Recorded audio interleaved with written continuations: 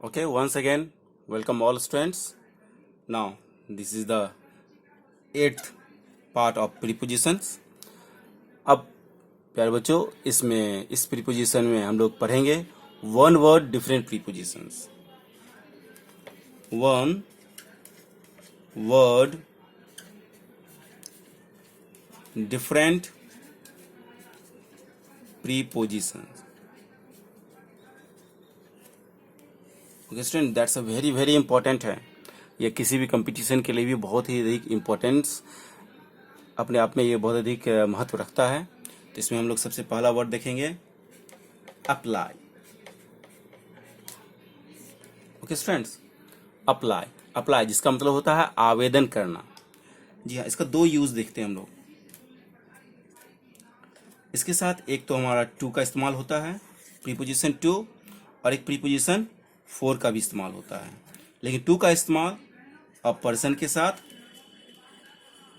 और फोर का इस्तेमाल यदि पर्सन छोड़ के किसी और चीज़ हो, समथिंग हो, तो वहाँ पे हम लोग फोर का इस्तेमाल देखते हैं. कुछ एग्जांपल के द्वारा देखते हैं हम लोग इसे. ही अप्लाइड डैश. ओके स्टूडेंट्स, ये वर्ड अप्लाई टू पर्सन के साथ और फोर समथिंग के साथ. ही अप्लाइड डैश द प्रिंसिपल. अब यहाँ प्रिंसिपल कोई पर्सन है, तो यहाँ पे हम लोग अकॉर्डिंग टू रूल पढ़ेंगे हम लोग क्या इसमें इस्तेमाल होगा आपका प्रीपोजिशन टू और CLC. CLC okay, college leaving certificate. तो इसमें इस्तेमाल ये समथिंग के सेंस में आएगा, तो यहाँ पे इस्तेमाल करेंगे हम लोग फोर का. इस तरह से हम लोगों ने फर्स्ट देखा. सेकेंड वर्ड देखते हैं हम लोग एंग्री. आपको मालूम है एंग्री मीन्स नाराज होना, क्रोध. ओके, तो एंग्री के साथ तीन तरह के प्रीपोजिशन का इस्तेमाल होता है. Okay, first with, second at का भी इस्तेमाल होता है, एंग्री एट, एंग्री फोर. लेकिन ये हमें देखने की जरूरत है कि कहाँ विथ का ये इस्तेमाल होगा, कहाँ एट और किस जगह फोर का इस्तेमाल होता है. तो विथ अ पर्सन, एट यदि कोई बिहेवियर हो, मिसकंडक्ट हो, मैनर की जब बात हो, तो वहाँ पे हम लोग भी एट का इस्तेमाल करेंगे. और अदर कोई समथिंग हो, ठीक, तो वहाँ पे हम लोग फोर का इस्तेमाल कर लेंगे. इसे कुछ हम लोग एग्जाम्पल के द्वारा कंसेप्ट को क्लियर करेंगे. Okay students, here I am not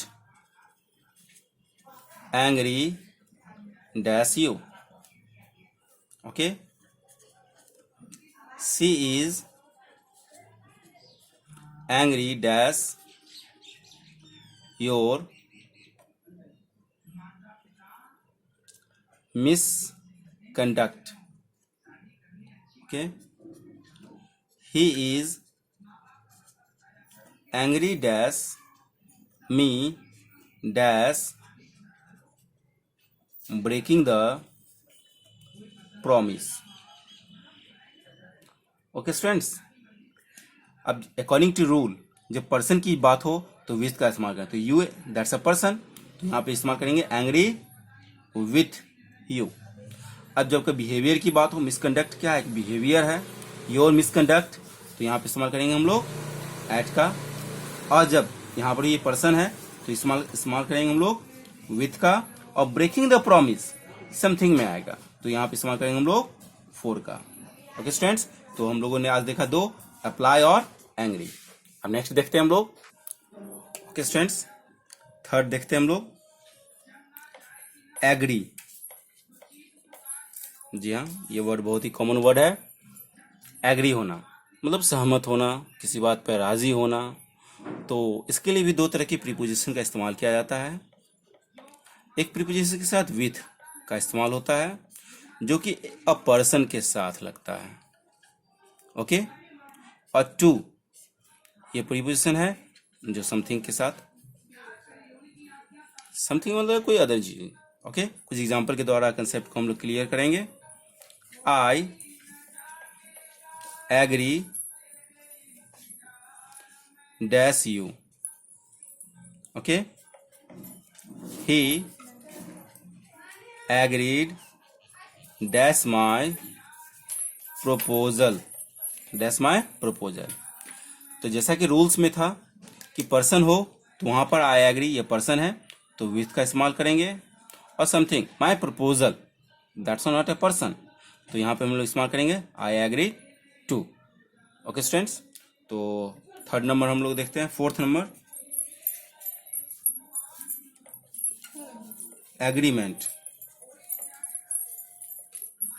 okay ना, एग्रीमेंट, एग्री सहमत होना, लेकिन एग्रीमेंट मतलब समझौता। एग्रीमेंट के साथ दो तरह के प्रीपोजिशन का भी इस्तेमाल होता है। विथ जो होगा वो अ पर्सन या कोई फर्म हो उसके साथ कोई फर्म डिटर्मिनेशन, और ऑन कोई एनी मैटर हो। ओके, इसे भी कुछ एग्जांपल के द्वारा देखते हैं हम लोग। He has no agreement dash me, या I have an agreement dash him dash this matter. Okay students, so here जब पर्सन की बात हो दैट्स अ पर्सन, तो यहाँ पे हम लोग प्रीपोजिशन विथ का इस्तेमाल करेंगे। अब यहाँ हिम, ये भी एक पर्सन है, तो यहाँ पर जो हम लोग विथ का ही इस्तेमाल करेंगे। लेकिन दिस मैटर, जैसे बताया कि कोई भी एनी मैटर हो तो यहाँ per him, on this matter.